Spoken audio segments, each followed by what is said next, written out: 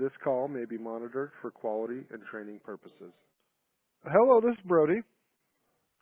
Hi, Brody. My name is Charles, and I'm Yeah. calling with a couple of questions. Yeah, go ahead, man. What do you got? First of all, I ordered some kelp from you guys few days ago, and I've got a order confirmation with a USPS uh, number on it. But when I click on that for the tracking, it tells me it's still sitting there waiting. Could you look? Yeah, let's This take a look. Let me bring up your order here, and I'll. is the order number. 641. Okay. There's one of them. There's actually two. Okay. Yeah, I see them both here. Let me check. Now, what and this is just off the top of my head, so I'm digging a little deeper here. So it looks like Yep. you placed that order on Monday, and Yep. I'll be honest, here's where we're at. So Monday was probably the busiest day we've ever had in existence. Okay, Well, so congratulations. yeah, so we're happy about it, but also is we're running through all these orders. So what probably is going on right now, and I'll confirm this in the back, and if there's any hiccups or misinformation here, I will call you back and let you know. But what's happening is on Monday we printed the label for this, and we're just waiting for our packaging team to finish up that package. Oh, okay. I All right. expect that it's going to leave today, and you should get an Okay. update on this tracking as of probably tomorrow. Let's say worst case Okay. scenario, but that's That's fine. that's the scenario. Is we did print the order for it, and we have the label ready to go. We're just packaging it Okay. up, and as soon as the post office accepts Fine. it, then we'll get that update on the tracking Okay. number. All right. So. I'll try to be more patient. No, I understand. We're working hard, moving through all these orders here, and Yeah. I bet that this is going to be leaving here today, and we'll have an Okay, update good. on tracking by tomorrow. But if that's not the case, you can always call and ask, and we're happy to help you. Okay. That's the That's fine. general overview of what's going on here with us. Okay. All right. Second So question is about some products. yeah, I'm interested in something for I'm trying to convert all my garden. I'm a home gardener, yeah, and I'm trying to convert everything over to organic methods away from synthetic fertilizers. I've been doing that for a yeah, couple of years. I'm yeah. looking for and I brew compost tea and use that every week. Okay, But I want to supplement it with some bat guano or seabird guano for blooming yep, enhancement. yep, yep, And I was looking at your bat guano, the high yeah. phosphorus one, and I see that you have a rate of a half a pound per gallon uh, for mixing. Now, if I'm using that as a root drench, uh, how big of an area would you say for coverage? Well, okay. Well, Let me ask you a couple.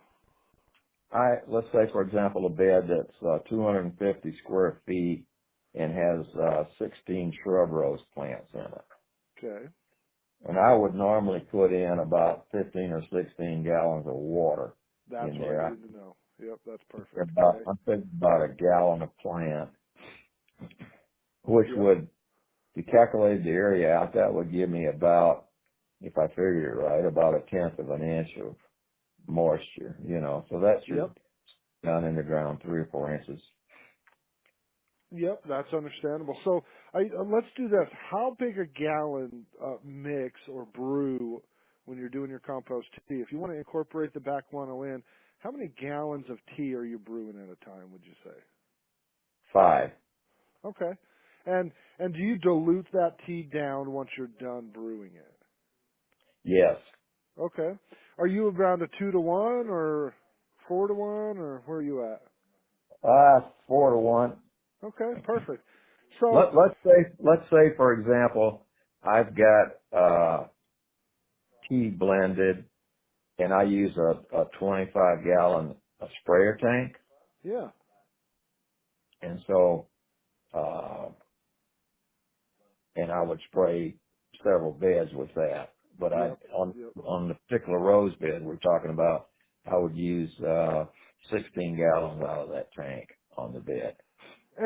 And what I would do, I'd probably just incorporate about a pound for every 5 gallons of the high phos back guano into that brew. That's probably what I would do.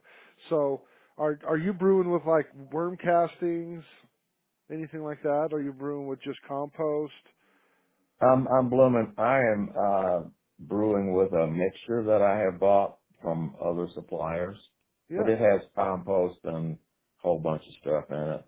Okay, cool. Yep. So what you can You're do is familiar with, you, everything stays the same. Just when you're throwing in that base, the base brew material, yeah. just add in a pound of the high phos back guano in with that, and let that brew along with it. And I would do about a pound for every 5 gallons. Now you can certainly go higher than that, but we're trying to get a good bang for the buck. You know what I Oh mean? yeah. Yeah. So Well, I'm trying to, expense isn't an issue. I'm trying to get the maximum productivity I can. okay. Okay. So, So if we're trying to incorporate, the main reason why someone would use a high phos back guano is to enhance the fruits and flowers during the bloom cycle. Okay. right. So so what I would really recommend doing is maybe before we plant into that, try to incorporate that back guano, and I would really consider looking into rock phosphate as well because that will really help. They're really gonna accomplish the same thing, but in two different ways. So I would incorporate the back guano, the high phos back guano, and the rock phosphate into my soil before I plant into it. But then I would also brew with both of those as well. I'd probably throw a pound of the rock phosphate and a pound of the high phos back guano in with my brew when I'm brewing my compost tea. So I would incorporate it into my soil and I would brew with it, and that will really, really help out. Okay. Well, I was reluctant to incorporate it in to the soil because I wanted to stay away from building up a bunch of salts and stuff Yep, in my soil. yep. That's why I was tending to mainly to, amend the soil on planting with worm castings and Oh yeah, oh kelp yeah. meal and alfalfa meal, stuff like Yep, that. yep, yep. And the rock phosphate and the back guano are only going to help add to that organic matter. So understand when we're adding we're really not adding salts. When you incorporate that in with like your worm castings and stuff like that, the rock phos and the high phos back guano, that's really going to help, let's say, feed the soil, and the soil Yep. will in turn feed the plant. So That's what I'm planning. I would highly recommend incorporating it into your soil. Okay. And then during the growing season, uh, put it in a tea brew and foliar Exactly. feed. Yeah, you can root drench or foliar feed with it. I prefer to root drench, but that's just me. A foliar spray of a compost tea isn't going to hurt a dang thing at all. Okay. I've been mainly, doing the, foliar spraying. And that's great. Yeah, nothing wrong with that at all. I would prefer that you keep doing that. You can also use it as a root wrench as well. So I'm just trying to add versatility to your process here. That's all. Yeah. Yeah. You don't have to do it one way or the other. It's just they're both beneficial. So, and here's what I like to tell people is if if you have access to compost tea, my question is why would we ever water with just plain water? Right? I would like Uh, to see you try to incorporate your compost tea, especially if it's diluted 4-to-1. I would like to see you water with that instead of just plain water as often well, as you possibly can. yeah, I think because, in the summertime, I was trying to water at about an inch a week, something like that. Yep, yep. And that It takes gets to a be too hell of a much, lot of, right? Yeah, hell of a it lot gets of to be heat. too much. So, I, and I, And so I'm not saying do it every time, but what I'm saying is get that idea in your head of saying, man, I want to try to incorporate as much compost tea in as I possibly can. And any chance that I get, instead of using plain water, I want to try to utilize that compost tea as my water, right? Yeah. What I was doing was calculating how many, let's say pounds a year, for example, of bat guano I wanted to apply. And then Yeah. I would spread that out in my watering, and I would water at a higher rate because to get the moisture, to keep the moisture in the soil. But I would dilute it down further than what you're saying on your recommended, mixing, uh, to be able to do that. But also understand if you start to incorporate that other product I was talking about, like the rock phosphate, and Yeah. now the back guano and the rock phosphate, they're going to take some time to break down. It's when we're talking about organic ingredients or organic amendments.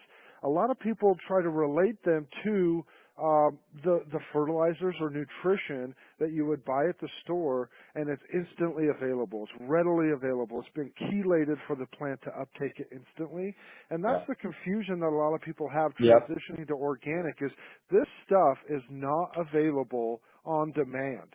It is one of Right. those things we need to incorporate in, and we need to give around 90 days exposure in order Right. in order to allow for enough time for it to break down for the plant to eat. And the best way I can describe that from an analogy standpoint is the chef has to prepare the meal. You don't order a steak and 1 minute later they're bringing it out to you. Yeah. It takes time to prep it. You know what I mean? I understand that. I understand that process. That, Okay, great. it's the soil biome that's eating this stuff and making it Yeah. available for the plant. Yep, So I absolutely. understand that, but that's why I was trying to, by using the foliar feeding, I assume the plants are assimilating it a little bit quicker. Well, it's all based on the element, right? So one thing is the back one was high phos, and I'm going to tell you right now that plants don't want that through the foliage. They Really? want that through the root zone. They want their phos Okay. through the root zone. Now, Okay. calcium, another great example of that.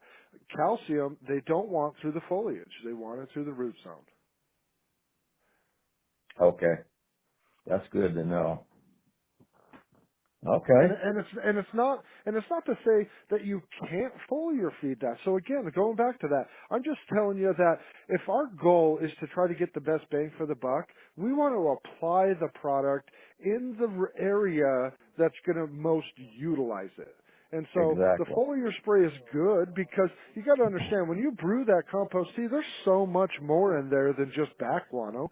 So from a foliar spray standpoint, it's still beneficial.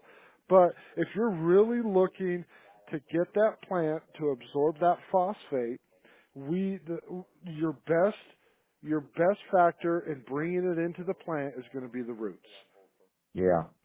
Well, I was kind of doing that too because, later on in the summer, I was using a root feeder, Yeah, and instead of spraying it on the soil, I was using a root feeder and pumping it into there, you know, that way. yeah. Uh, so I got it into the root zone. So I did something right. Absolutely. Absolutely.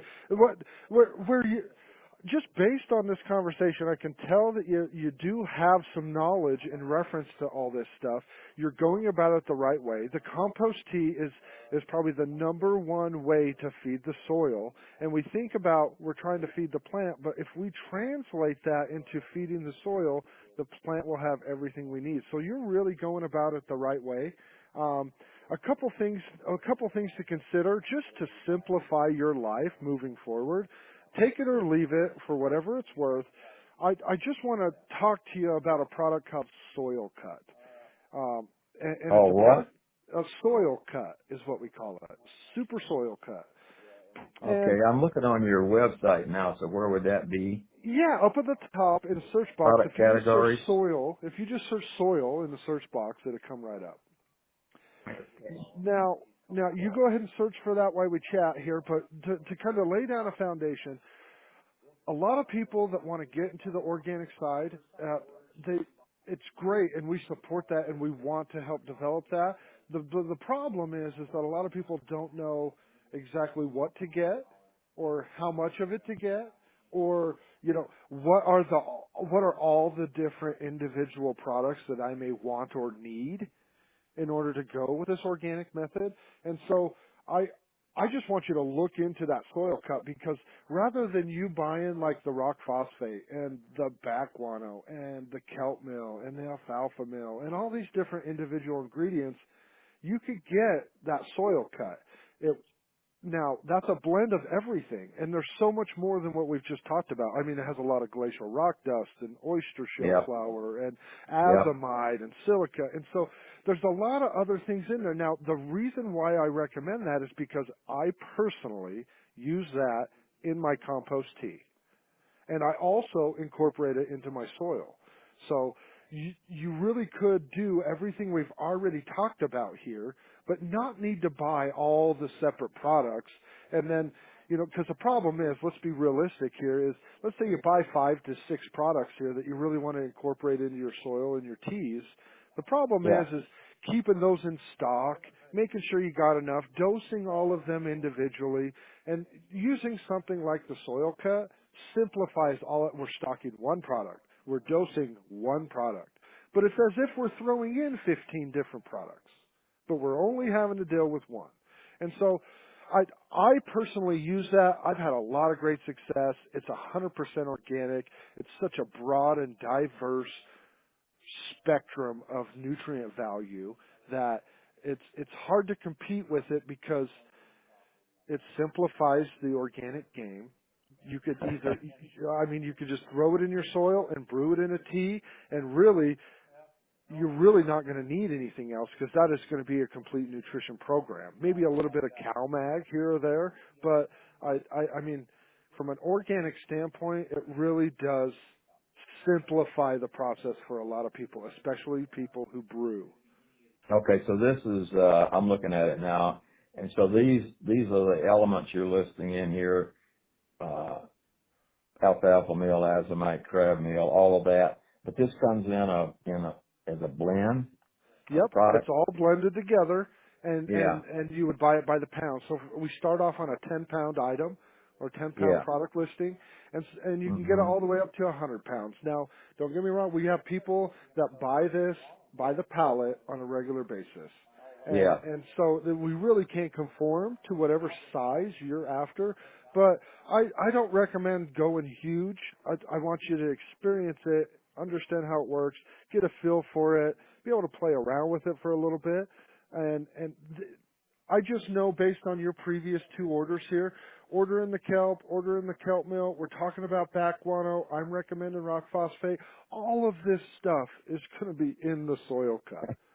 You know what Yeah. I mean? So, I understand, and I agree with what you're talking about, and I would love to use that going forward.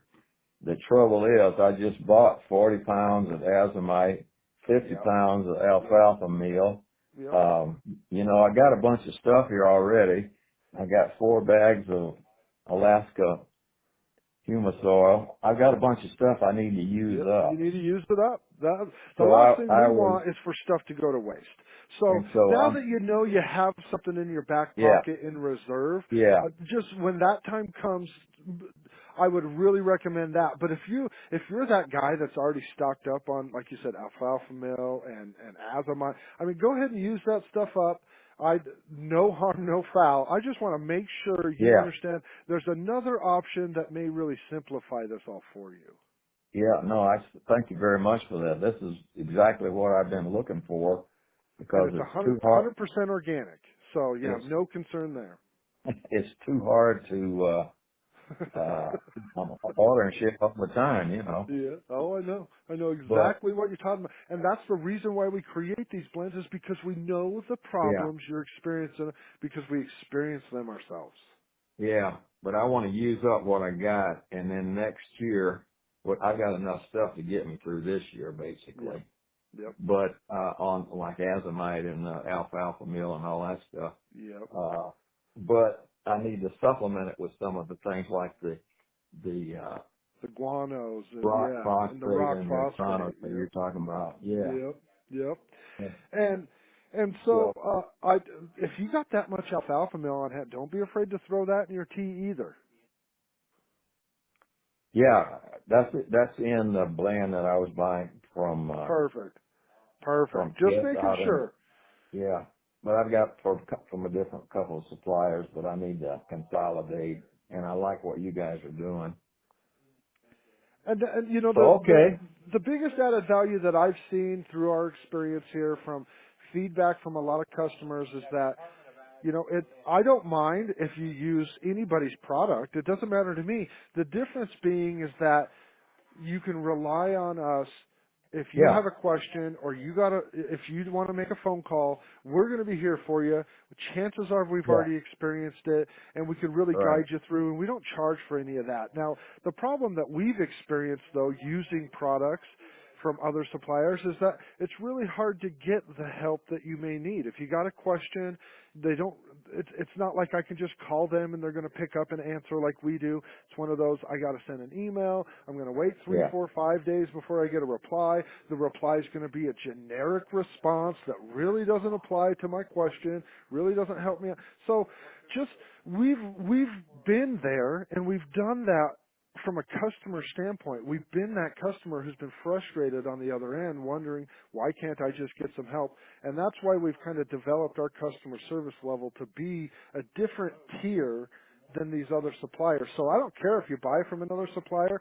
I'm just letting you know that we do pride ourselves on making sure that not only have we experienced these products firsthand, but we can also provide you with that knowledge and experience that we've gained using them, because we are a customer ourselves. The bottom yeah. line is. I appreciate that, but like I said, I've been doing this for 3 or 4 years, and I've kind of evolved with different suppliers, Yeah, and but I frankly have had pretty good success in establishing a relationship and being able to talk to the owners in yep, both cases, and yep. I've gotten pretty good feedback from that. I just want to, like you're saying, to simplify this and put it all in one, like being able to buy these blends and so forth is a really good thing for me. Yep. So Yep. once I get all this stuff used up, I'm yours for life. Well, So, anyway, I appreciate that, and we sure would appreciate that. But understand that uh, we're here to earn your business, and we want you to find the results that you're after. Because if you're not getting success, I know that we won't find that either. So I want you to experience other companies and other products, so you could determine that on your own, right? well, And that's what I was going to do I made a small order there with the bone, with the kelp meal and the kelp, extract. yep, And so I was trying to experience doing business with you from that standpoint. And yep, that's why I yep. called today too, was to see how the technical support lined up. Yeah, yeah, and I can appreciate that firsthand. So, And anyway, I'm still trying to figure out when I brew compost tea, I plan on a gallon of tea in about 250 square feet of garden. okay. Now, I may dilute that down 4 or 5 to 1, if you use it in my sprayer, Yeah, yeah, my tank sprayer, but I still want to get it so that it's, about that 250 square feet is a gallon of concentrated tea. yep, yep. So I what I was understand. trying to arrive at is with the bat guano, if and typically what I have done with that, from other companies, I have aerated that, brewed that for 24 hours, Yep, and usually in a 5 gallon mix, and then brew it overnight, and then mix that in with the compost tea, yep. uh, diluted compost tea. But I was looking to see how much I would dilute that, or say, uh, in my 25 gallon sprayer. You know, In the 25-gallon sprayer, let's say it would cover, you know, 250, let's say about 300 square feet. well, here's how I would recommend looking at it is if you're Okay. brewing that compost tea as a concentrate, let's just call it a concentrate as we're brewing it in the Right. 5-gallon source, then if we Yep. dilute that around 4 to 1, that's Yep. ready to use. That's ready to Right. foliar spray. That's ready to root drench. Okay. Does that help you? Does that answer that Yeah. question? Yeah. So then And, in and, that, and so a great example of that is you said it probably takes around 16 gallons to feed that box that we're talking about, right? There's 16 different plants, takes around a gallon per plant. That's around 16 gallons. But if you're brewing a 5-gallon mix and then we're diluting it 4 to 1, we got 20 gallons. So we'll have 4 gallons approximately left over that we can use as a foliar spray for every 5-gallon batch of concentrate you're making. Is that clear? Does that make sense? yeah. So I'm just saying, okay, so I've got 5 gallons. So I've got 5 gallons of concentrated Yep. guano brew. Yep. And I'm going to put that in, uh, Really 15 gallons of water. okay. And that'll be your 4 to 1 dilution Okay. So because I'll the dilute, ending I will, result is 20. The end result is 20, but we put 5 gallons in of concentrate, so we're at a 4 to 1 dilution rate. 4 to 1. Okay. All right. That's So the if you number I take need. 20 gallons, 15 gallons of water, 5 gallons of concentrate, we got 20 gallons at a 4 to 1 dilution rate, and approximately around 15 to 16 gallons it takes to water those 16 plants you're talking about. And with the Yeah. leftovers will be anywhere from 4 to 5 gallons worth, approximately. And that you could use that as a ready-to-use foliar spray for everything. For root drench. Yep, yep. Yeah. And Okay. I would look at that if any time you have excess of that, I mean your lawn's going to love it, your trees are going to love it, your shrubs are going to love it, your flower garden's going to love it, your veggie garden's going to love it. So I would never let that go to waste ever. Yeah. See, right now I've got about, and not lawn area, but just, vegetable garden and flower beds. I've got about 2,000 square feet Yep. that, Yep. that I feed. So I got plenty of places for it. But I So was the just excess looking. has got a home is what you're saying. Oh yeah, there isn't any excess. I was only describing one little simple garden that I would use a tank of spray for, Yep. Yep. And I was just trying to understand because you have such a high amount, half a pound in a gallon of brew is pretty high. So I was trying to understand. That's a good concentrate, but I was just trying to understand how much I could dilute it. Yep. I probably wouldn't go any farther than a 4 or 5 to 1 dilution rate. I Okay. and you're talking to someone who, I mean, there's times where I don't even dilute it, to be completely honest. But I prefer to be around a 2 to 1. That's how I personally do it. But that's just me. I like a little stronger. But um, but a 4 to 1, absolutely no trouble at all. Very common, and you, you'll also get results with that as well. So I'm perfectly fine with the 4 to 1. I probably wouldn't go any farther than that though. Yeah. Okay. All right. So that gives me a start. And again, I was diluting it. I was diluting it that 4 to 5 to 1 to get enough moisture so that it got down 3 or 4 inches in the soil. Yeah. But if you put this on, we can always supplement with more water if we're looking for moisture content. But really, the brew value is going to be from a nutrient and biological microorganism standpoint. That's where the real value is. It's not a moisture content value. It's a nutrient and biology and microscopic organisms is where the real value of a tea is. we could always get more moisture by just Yeah, giving it that's water, what I you was know? trying to say. That's what I was trying to say with taking 250, getting a gallon of tea and getting 250 feet coverage for it. I would have, Yep, yep, that diluted yep, down quite a yep. bit. Okay.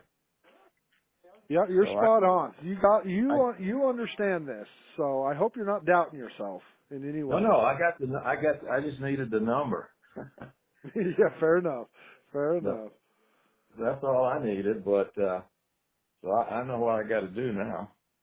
And I was using the bat guano. Maybe you have a comment on this because I understood that it enhanced flavors of vegetables. Like if I put this on my tomatoes, I'll have a higher, have better flavor than say, for example, a seabird guano. Do you If have I any? was to choose one or the other, I would definitely go with the back guano. But I'll be honest with you, I don't think that it really adds a lot of flavor, right? You get a lot of yield out of it. It increases the weight and size of that. So let's say we're dealing with tomatoes or peppers, right? You're going to get a lot more pepper, not more peppers. It's not going to produce more individual peppers on the plant. It's going to produce bigger peppers that are there. Yeah. Because it's a phosphate supplement, right? So, and Yeah. phosphate is what increases the size and weight and yield of any type of fruit or any type of flower. But as far as flavor, I personally believe that the flavor comes through um, when we brew a compost tea, we're brewing biologicals. We're Right. brewing microscopic organisms. And the flavor Right. comes from those, I call them bugs, okay? Uh, Yeah. the Microbes. microbes. It's the microbes that are doing all of the work to produce the real flavor because they're the chef, right? They're prepping the meal, they're seasoning it and cooking it to the way that the plant wants it, to their liking. And if you get the chef that prepares a meal that just blows you away, you'll want to go back to that again. And that's Yeah. kind of what these microbes are doing is they're preparing the meal for the plant and they're processing all of these nutrients that are in your soil, which is why we say feed your soil first. That's number Yeah. one, because the microbes will process all that nutrition into a way that the plant wants to eat it, and that's where a lot of your flavor is going to come from. Not necessarily, hey, this plant's more flavorful because I added back guano. I don't want you to look at it like that, because Well, it's not a direct correlation, if that makes sense. my understanding was that the microbes that are in the bat guano give you more flavor than the microbes that are in seabird. Now that's what I was told, and I don't have any data to support that. And That's just we have a lot of data here to help gain a better understanding because you're talking to probably the largest compost tea brewers in the United States. So okay. we brew 5,000 gallons of tea at a time. Okay, so it's a significant brew that we're making. And I'm going to tell you right now that microbes are microbes. It's not like, oh, because I brewed with seabird guano, now has a better microbe than me brewing with the high phos back guano. I'm not looking at it like that. It's not like one microbe is better than the other. It's a microbe is a microbe, and they're going to do their job in the soil. Okay. And that's how I want you to look at it because that will really simplify things for you. But I'm not saying one's better than another.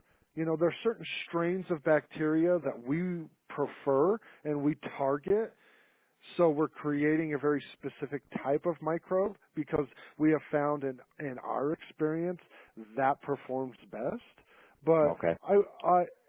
but it's really mainly just because of it's not like one back guano is better than the other or going to produce a stronger, better microbe than another because the back guano isn't really providing the microbe.